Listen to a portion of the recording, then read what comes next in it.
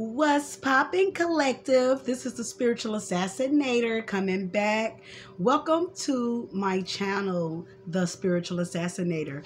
I am your host, The Spiritual Assassin. So without further ado, let's get back into the readings. So the book that we are reading now is called Chakra Healing by author Margarita Alacantra. And this is a beginner's guide to self-healing techniques that balance the chakras. So without further ado, let's continue to learn how to eat healthy, what essential oils we need to use, what crystals we need to use, yoga, meditation, behavioral changes that we need to take in order for us to live our most vibrant life ever. So we are all about living in the North Node, and we don't got time to be pussyfooting around and just letting life go by. We have to actually work towards our life path, our destiny, so we can be abundance and joy, happiness, love. You know what I'm saying? That's what it's all about, being content all the way around. All right, so guys, without further ado, let's go ahead and read into chapter 2. We made it to chapter 2, guys. So without further ado, let's tap into these messages from the readings. All right, so here we go. Chapter 2, Working with the Chakras. In this chapter, we'll discuss the most common methods used by practitioners to harness chakra power, how these methods work, and also share recommendations for when to receive a professional acupuncture or Reiki treatment to help heal the chakras. I'll also offer advice on how to maintain a balanced chakra system and create a chakra healing space at home or in office. Give me 1 second, guys. Got a little hot in here. All right, so without further ado, let's go ahead and tap into these messages. Harnessing the chakra power. There are a number of different methods we can use at home to help heal our chakras, including visualizations and meditations, changing old habits, practicing yoga, using crystals and essential oils, and getting the most out of our food. Because different people feel drawn to different healing techniques. A range of methods are covered in this book. I generally recommend that my patients choose healing techniques that they feel most drawn to, since one technique is not necessarily better than the other. That being said, if you're experiencing physical problems, it may help to begin with dietary changes, yoga, massage, acupuncture, and other body work first. If your struggles relate to the mind or heart, meditation, crystal work, or essential oils might be a good starting point. Meditation and visualizations. Meditation is a form of mental exercise that trains the mind to stay focused on a particular object, goal, or sensation, such as your breath. Purpose. Meditation is a way to calm mental chatter. When practiced regularly, it can help transform consciousness in a way that promotes inner peace, mental clarity, emotional positivity, deep knowing, and that was confirmation if you guys heard that. Promotes inner peace, mental clarity, emotional positivity, deep knowing, and concentration, as well as ground us when we feel scattered. By maintaining a specific focus like the breath, a mantra, or another tool, the mind can stop wandering and getting lost in thoughts, emotions, or other mental distractions. Meditations can also include visualizations, where you create a mental image toward a specific purpose. Envisioning the colors of or flow within a chakra can help you connect to them and strengthening them.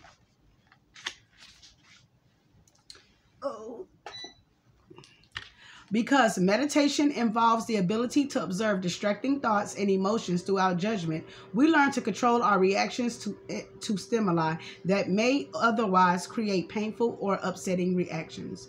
This skill, called mindfulness, can be an incredibly powerful tool for cultivating calm and compassion in our daily life.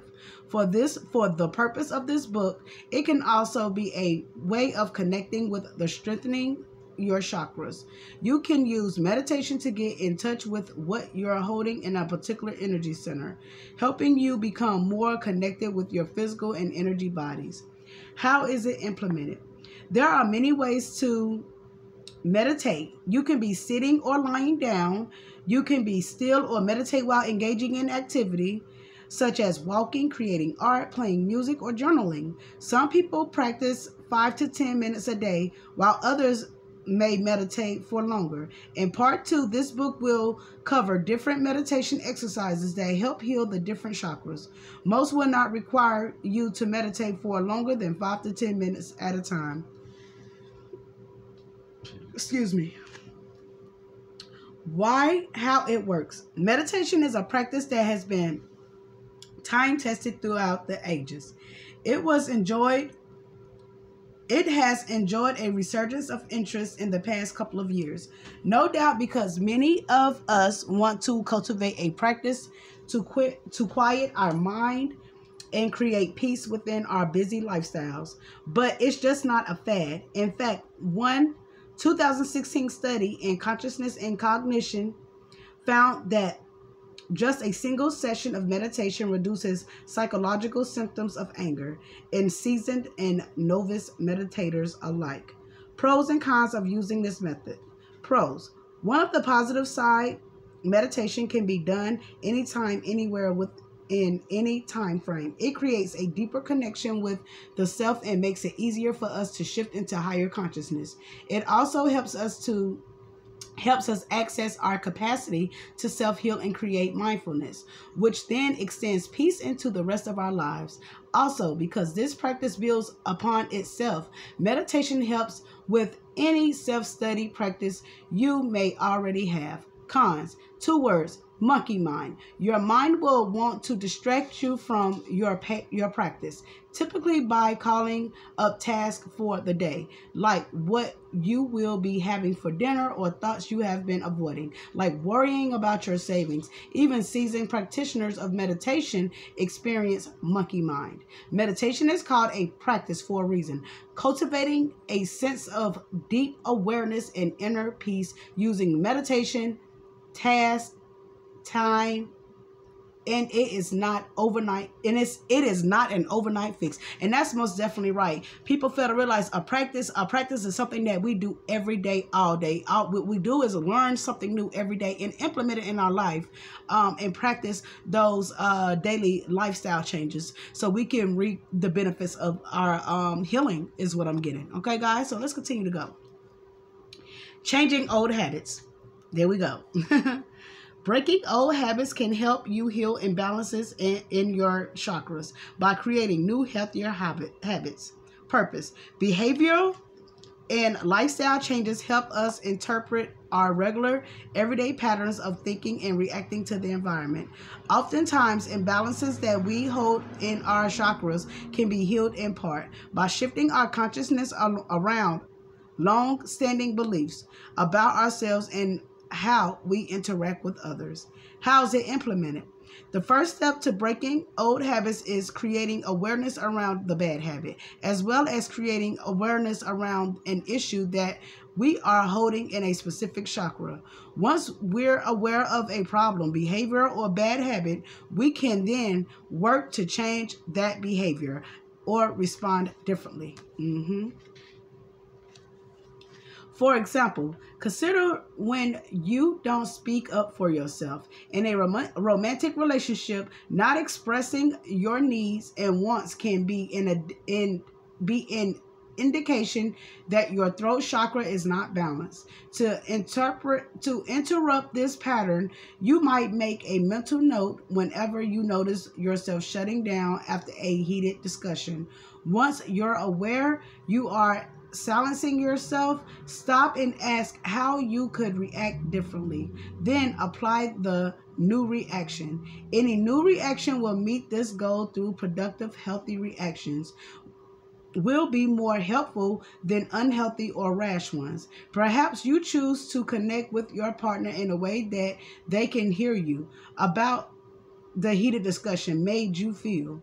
In this way, you help heal the silencing pattern in the throat chakra. We also changed the story of identifying as someone who keeps their mouth shut to someone who is working to communicate effectively. Shifting consciousness around an old pattern takes practice and patience. However, doing it long enough allow us to break old habits that no longer serve us and create healthier ones. Why? How it works. This works because by modifying our approach to a reoccurring problem, we are actively engaged with changing old patterns that no longer work. When practiced long enough and with consistency, we clear old patterns and beliefs held in specific chakras. Pros, cons of using this method. Pros: it works. It works. Embracing new habits and using them to replace negative old habits brings positive, healthy results, even if you have yet to fully connect with your chakra system. Cons: it can take time and a lot of repetition and patience before the new patterns stick. Yoga. While there are many forms of yoga, to the one most commonly practiced focuses on asana, the series of physical postures and breathing exercises aimed at strengthening us physically, mentally, and spiritually. Purpose: asana is the program of physical postures that provide physical strength and stamina and are designed to create awareness and connection with the body through movement. Asana yoga is a great tool for self-transformation in various levels: physical, mental, and spiritual. How is it implemented? Through physical exercises and breath, we connect the mind with the tissues of our body. A variety of yoga postures help open various locations within the body, which brings awareness and balance to the chakras. When practicing yoga asanas, as we move the body into different physical postures and then hold those poses for set periods of time.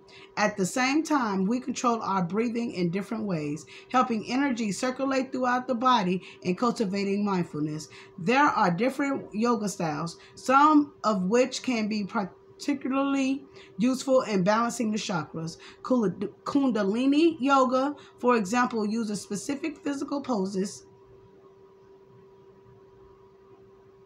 Hold on, guys. Okay, there we go. We use specific physical poses, chanting, breathing techniques, and meditation to try to awaken the Kundalini energy. That moves through our chakras. So the Kundalini energy is something like a coil that moves up from your spine, up through your chakras, but until it reaches your third eye, and then voila, your awakening is gonna come about. But it's not gonna be an easy process. It's not fun, I promise y'all. Woo, Lord. But anyway, let's get back to the message. Spiritual awakening is something serious, guys.